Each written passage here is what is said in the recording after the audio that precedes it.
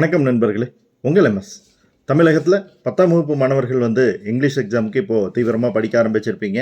உங்களுக்கு இந்த எக்ஸாம்ஸுக்கு ப்ரிப்பேர் பண்ணும்போது மிக முக்கியமாக இருக்கக்கூடிய ஒரு சந்தேகத்தை பற்றி தான் இந்த வீடியோவில் பார்க்க போகிறோம்.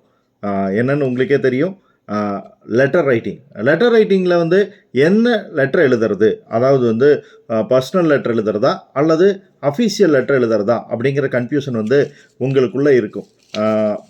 எதை எழுதுனா பெட்டராக இருக்கும் அப்படிங்கிறத பற்றி இந்த வீடியோவில் பார்க்கலாம். வீடியோ முழுசாக பாருங்கள். பிடிச்சிருந்தால் லைக் பண்ணி ஃப்ரெண்ட்ஸுக்கும் ஷேர் பண்ணுங்கள், சப்ஸ்கிரைப் பண்ணி சப்போர்ட் பண்ணுங்கள். ஓகே நண்பர்களே, 2 டைப் ஆஃப் லெட்டரில் இப்போது மார்க் எப்படி கொடுக்குறாங்க அப்படின்னு தெரிஞ்சதுக்கப்புறம் நீங்கள் எதை டிசைட் பண்ணலாம் அப்படிங்கிறத பார்க்கலாம்.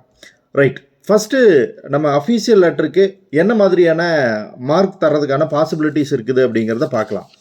இதை பொறுத்த வரைக்கும் கண்டென்ட் ஆஃப் த லெட்டருக்கு 1.5 மார்க் கொடுத்துருவாங்க. பாடி ஆஃப் த லெட்டர் இருக்கு இல்லையா, அந்த பாடி ஆஃப் த லெட்டருக்கு 1.5 மார்க் கொடுத்துருவாங்க. மீதி எல்லாத்துக்கும் 1.5 மார்க் கொடுப்பாங்க. இது எல்லாமே நீங்கள் ரொம்ப கேர்ஃபுல்லாக இருக்க வேண்டியது. Date, from, to, salutation, subject, reference, subscription, கீழே நீங்கள் சைன் பண்ணுறது, இது எல்லாமே கிளியராக இருந்ததுன்னா உங்களுக்கு மதிப்பெண்கள் உண்டு. 1.5 மார்க் பிரித்து போடுறதுனால இதெல்லாம் உங்களுக்கு எழுதவும் தெரியும். யாருக்கு எந்த பேருக்கு எழுதுறது அப்படிங்கிறதெல்லாம் எழுத தெரியும். இதில் மிக முக்கியமான விஷயம், கமா, ஃபுல் ஸ்டாப் எல்லாமே கரெக்டாக வைக்கணும். சிலதுக்கு முன்னால் எந்த விதமான நிறுத்தற்குறியும் இடக்கூடாது. அப்படிங்கிறதுல தெளிவாக இருக்கீங்க அப்படின்னா பாடி ஆஃப் த லெட்டர் கொஞ்சமாக இருந்தாலும் கூட இதில் உங்களுக்கு மதிப்பெண்கள் நிறையா கிடைக்கிறதுக்கான வாய்ப்பு இருக்குது. இது நல்லா கொஞ்சம் எனக்கு லெட்ரு, கண்டென்ட் ஆஃப் த லெட்டர், அது பாடி ஆஃப் த லெட்டர் தெளிவாக தெரியாதுன்னு நினைக்கிறவங்களுக்கு இந்த இதை ஃபாலோ பண்ணலாம்.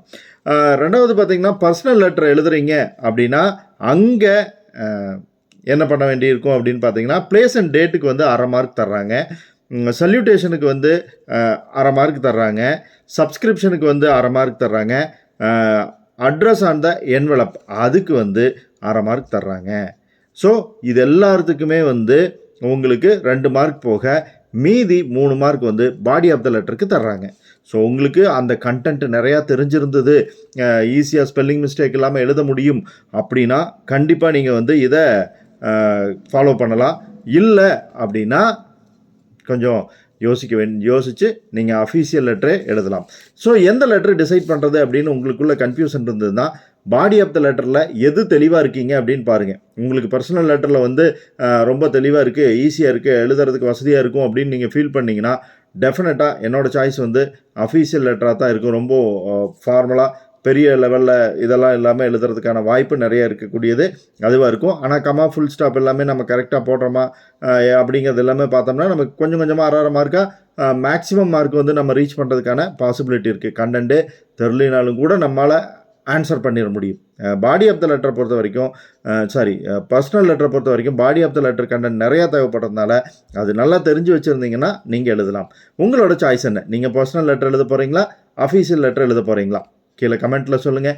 உங்களுக்கு வேறு ஏதாவது ஐடியா இருந்ததுன்னா கண்டிப்பாக கீழே கமெண்ட்டில் சொன்னீங்கன்னா மற்ற நண்பர்களும் தெரிஞ்சுக்குவாங்க. இந்த தகவலை ஃப்ரெண்ட்ஸோட மறக்காமல் ஷேர் பண்ணிக்க நண்பர்களே. மீண்டும் அடுத்த வீடியோவில் சந்திக்கலாம். நன்றி.